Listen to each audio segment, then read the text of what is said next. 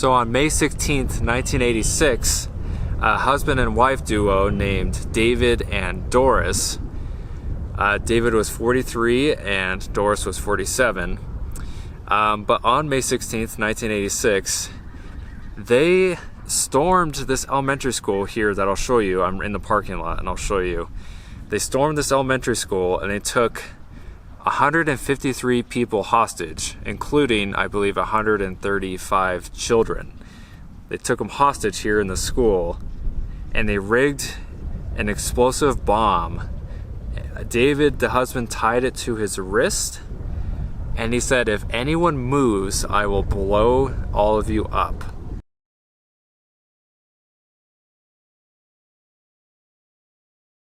David, I don't know if he grew up in Nebraska, but he went to college there in Nebraska. And then he met Doris and married Doris here in Wyoming. So he met her when he moved here to Wyoming.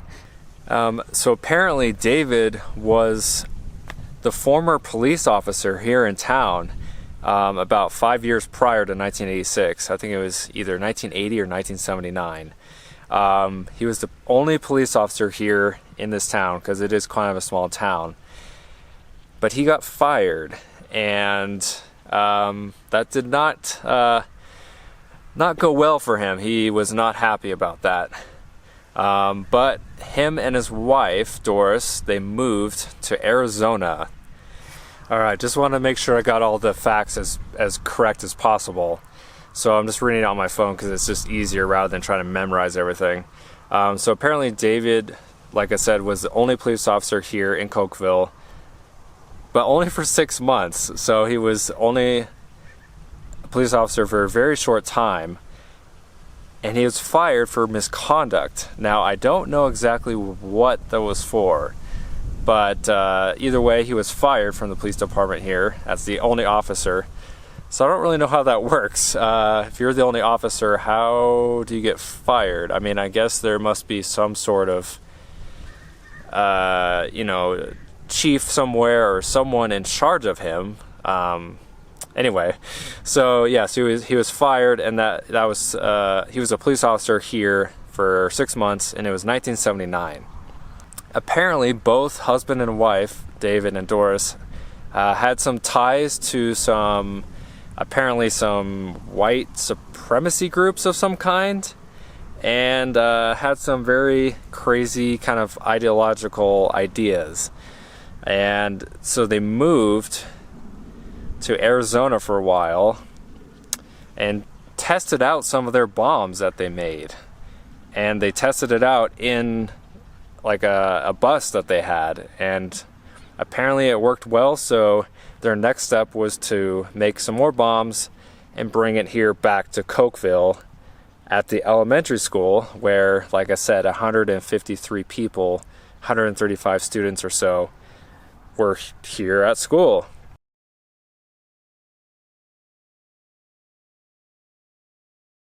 The reason behind why husband and wife decided to blow up a school and all the kids and teachers inside, apparently it wasn't because he got fired, as initially thought. When the story first came out, people assumed it was because he got fired and he was just pissed off and wanted to get back at the town that he got fired in. So apparently it was because, get this, it's really interesting, he did not want the children here to be intelligent. He said he wanted to kill as many intelligent children as possible because he didn't want them apparently like taking over the city or the world or something. It was very weird ideological thinking.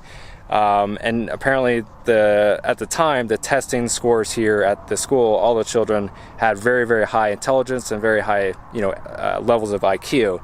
So he wanted to apparently get rid of all the kids that had high intelligence or something. David wanted to reign over all the intelligent children here at the school because they had IQs.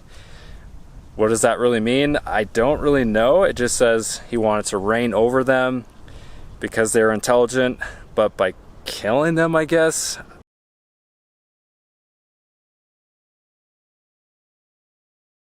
The initial plan was for David and his wife. They brought in 2 of their friends, and they wanted to get rich quick. And so David's thought was he would put basically a bounty on each of the children's heads. So he wanted $2 million a piece for each of the students, and then I think a little bit of money for each teacher. So he demanded $2 million per student, totaling, over $300 million is what he wanted. That's what he was looking for. His 2 friends, they came and drove with him here to the school, but I think once they heard about the initial plan of basically taking a bomb and holding kids hostage, the 2 friends didn't want to participate at all, and they're like, no, we don't want to do this. So David and Doris, I think, handcuffed them inside the van. David and Doris, they actually brought their daughter here with them to the bombing, and I think they wanted their daughter to participate in the bombing and subsequent, basically, kidnappings or hostage taking of all the kids and teachers here. So can you believe that? They brought their own daughter to a hostage/bomb scenario. Like, what the heck? It really goes to show what kind of mindset they were in. Just totally, obviously off their rocker, so to speak.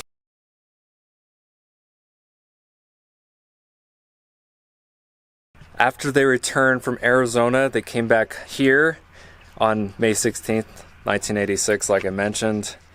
It was 1 p.m., so I guess nearing the end of the day of school, but still school was in session. They brought a gasoline bomb, several rifles, and apparently 9 handguns, including the bomb. Went inside, and like I said, David tied the bomb to his wrist and instructed anyone, if they moved at all, he would blow it up and kill everyone inside. So apparently David and Doris, when they got inside, they somehow got all the kids and the teachers and everybody into like one area of the school under the premise of that there was going to be some sort of assembly or some sort of event happening, and all the people believed what they said, and so they all went into one room of the school here. And that is when David got the bomb out and attached it to his wrist. It was about a 2.5 hour kind of standoff. So David, after the money didn't happen, he didn't get the ransom money he was wanting, and after he saw things just weren't going the way he wanted, he transferred the thing on, like, the bomb that was attached to his wrist, he transferred it to his wife Doris's wrist. And when he went in the other room, Doris apparently was getting, kind of sick from the gasoline fumes, and that's when apparently she raised her hand to her head to, because she was getting kind of dizzy from the fumes. And when she raised her hand to her head, it triggered the bomb, and it blew up right in front of her and injured her pretty badly, apparently. David was in the other room. He came back in, saw that his wife was injured by the bomb, and promptly shot her in the head, killed his wife there. And then I think he shot one more person, one of the teachers, but they didn't die. They injured one of the teachers, and then David ultimately shot himself. So they ultimately both died here in the school, and they didn't kill anyone, thankfully. But they had the weapons and the bombs to do so. So David and Doris's daughter, her name was Princess, went in with David and Doris, but like I said, she chickened out or backed out and didn't want to participate. So she actually got in the van with the 2 friends that were handcuffed and drove them to the city hall. And I think that's when it got reported that David and Doris were inside with the bomb and holding the kids hostage. And then that's when the police started showing up and the whole standoff kind of fell apart from there. I'm going to continue the series. I have tons more of these infamous places and people. A lot in Colorado that I'm going to next, including like Columbine and the Joker guy who shot the movie theater in Colorado, and some other ones. So stay tuned. I think you guys will enjoy this series. Hopefully you enjoyed this video. Yeah, if you're new around here, definitely subscribe. I have tons of other videos, but I'm making some new video series like I mentioned. So stick around for this infamous series and also for the Weird City series. And I have some other ideas cooking in my head, so some other new series might come out as well. So hopefully you guys are enjoying these new series, and will continue to watch and share my videos. So anyway guys, thanks for watching. I'm Harmon Vlogs, coming to you from Wyoming. I'm about a couple days into my trip, and I have about a month or so left, so lots of things coming up, guys. Thanks for watching. Don't forget to live, explore, and travel. Oh, also before I go, just wanted to say I'm very happy and glad that none of the kids or teachers or anyone inside, besides the perpetrators, none of them were killed. About 70 different students, I believe, were injured by the initial bomb that accidentally went off, but no fatalities, so that's always a good thing. All right guys, peace out.